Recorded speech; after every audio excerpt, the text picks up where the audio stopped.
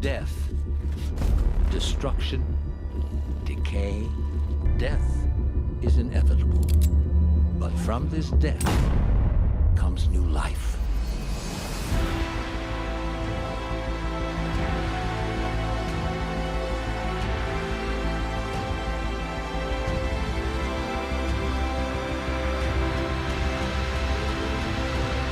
We may end up bringing this fight to our own doorstep. Hey guys, AJYT Abbott here, and welcome to another review for Fear the Walking Dead. This is going to be a review for Fear the Walking Dead Season 6, Episode 9, sorry. It's called Things Left to Do, and what an episode this was. Just when you think Fear can't get any better, they just pull out another absolute banger of an episode. And this one is no exception, that is for sure.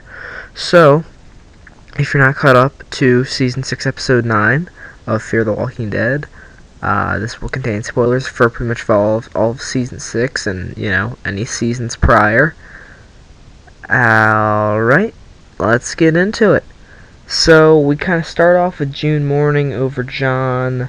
We quickly kind of transition straight to the lineup scene from the trailers and stuff, with Virginia lining up Daniel, Luciana, Sarah, Grace, and June in this very, Negan lineup type thing going on. Daniel gets cracked over the head because, Virginia is being very threatening towards the group, of course, because she wants to know where Morgan is so she can find Dakota, because we get to know a lot about how important Dakota is to her later on in this episode. Basically, she says something along the lines of, well, I got ways of making you talk and everything, and she's just being very Virginia-y, trying to be threatening. Luciana it looks like they're, maybe about to do something to Luciana, so Daniel tries to, get up and do something about it, and then they knock Daniel in the head. That's how he gets this gash on his forehead. But nobody dies in that lineup, I'll just say that. Morgan actually interrupts it. Basically, they do get Grace on the walkie-talkie to talk to Morgan, and Grace is like, "You won't kill us, you need us," which she, I wish was the case. Virginia's kind of like, "Nah, I'm really done at this point with the whole people are resources things, I need my sister back." But Morgan does interrupt it, and he does manage to save June and Lucy, Sarah. But Daniel and Grace are taken by Hill, which is Virginia's, people, one of her trusted guys. But it was so cool because we get to see Strand actually turn on Virginia and shoot Virginia in the shoulder. Morgan starts to reveal the truth about Janice and Cameron. He was like, Janice didn't kill Cameron. It was Dakota, and Virginia was covering up for it. And I love that Virginia was constantly trying to talk the Rangers out of listening to Morgan. She's like, "After all I done for y'all." He's like, "What about you? What about you?" And then Strand is like, if we keep listening to her, we'll end up just like Cameron. And he shoots her, and there's a big shootout. And then Morgan does take Virginia hostage. Now this is when him and Strand kind of differ. Morgan, of course, wants to, make sure that all of her people are safe. He can't do that if Virginia is killed, because Virginia is the only way of getting into contact with Hill to let Grace and Daniel go.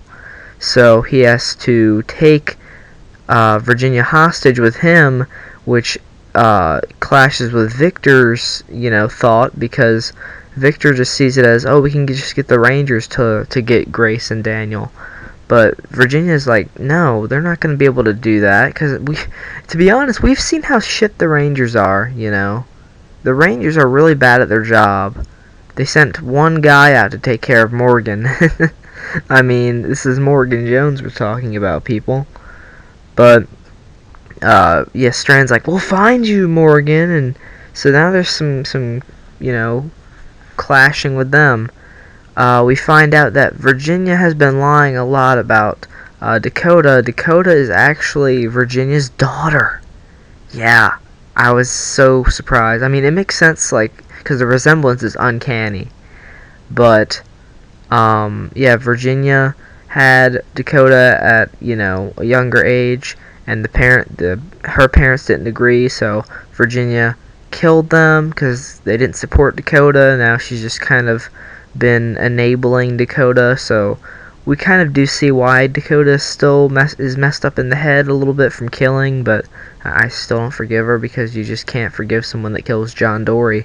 It's like forgiving someone that kills Nick Clark, But Morgan and Virginia make a deal that if Morgan executes Virginia and it's quick, that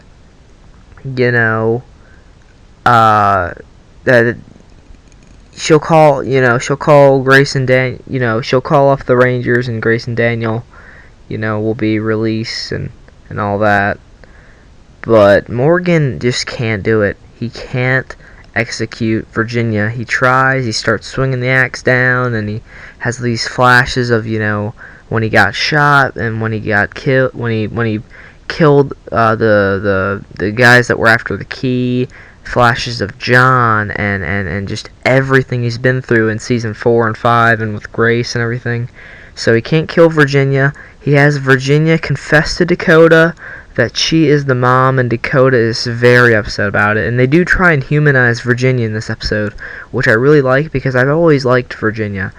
Virginia has always been one of my favorite characters, simply just because of how comedically evil she was and how serious she could also be. She's definitely my favorite Fear villain.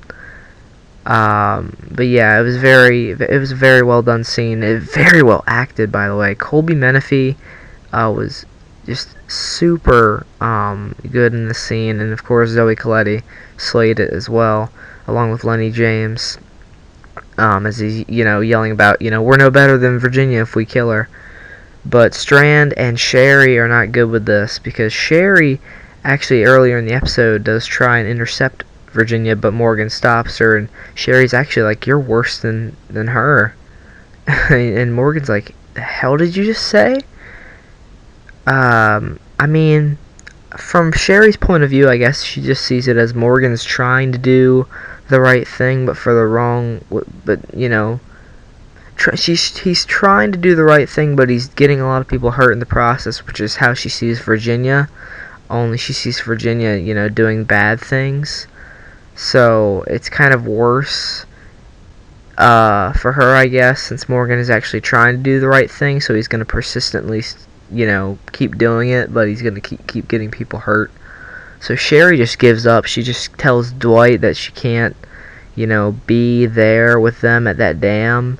She has to leave. She has a better shot of finding what she wants with the masked group. Which is, I mean, it's sad for Dwight, because I really want to see Dwight happy. It was so nice to see him happy at the end of episode 3 of this season and at the beginning of 5. But, man, I just want to see the guy happy, because he's been through enough. And then you see Alicia's sad, too, because, when you think about it, she's been with Strand since the beginning of this apocalypse. And, almost the beginning. And now they're on the opposite sides. Daniel, Strand, he's like, this place isn't for me either. So Strand has kind of assumed the position of leader for the Rangers, which is crazy to think about, the way he started off this season. I'm not understanding where they're going to go with Strand, because at this point, if he keeps going down the path he's going, being with these Rangers, I don't know if he's going to be redeemable enough this time, as he's been in other seasons. But I do love the whole thing with everyone hates Virginia, everyone wants her to die, but Morgan he can't bring himself to do it. But in the end, they do actually make a deal to let Virginia and Dakota go because they think it's better for Virginia to live with the stuff that she did rather than to just die. You know, and then Dakota's just kind of there because they don't want Dakota around either. So they have a plan. They're going to get rid of both of them. They're going to lead them out somewhere where the Rangers can't get them, so they can go. But if Virginia and Dakota ever show their faces again, they are going to die. But June has other plans. June absolutely destroys Virginia. Jenna Elfman, God, I love her. She's just so great. I definitely would love to meet her, you know, out of the Fear cast. She just seems like such an enjoyable person to be around. But she's an absolute badass as June. Because June is done playing around. We get this nice monologue. Expert writing on this, by the way. You know, because we remember from her backstory in Season 4 where her daughter, you know, was sick and June had a choice to, you know, tell the others about her and risk her daughter being thrown out, or, you know, just try and find medicine for her daughter. And she, you know, she tried to get medicine for her, but when she came back, her daughter had killed all of the other members. So she's like, of course, my daughter kills everyone in my group, and the love of my life gets killed by someone else's daughter. And shoots Virginia in the head, walks out with John's hat. Amazing. Let me know what you guys thought of this episode, because, I mean, just that ending with June walking out of there defiantly with John's hat on, walking past the axe, walking past as like everyone's watching, Grace, Charlie's there, Dwight. It's such a cool moment for that character, and I can't wait to see where they go with her from here.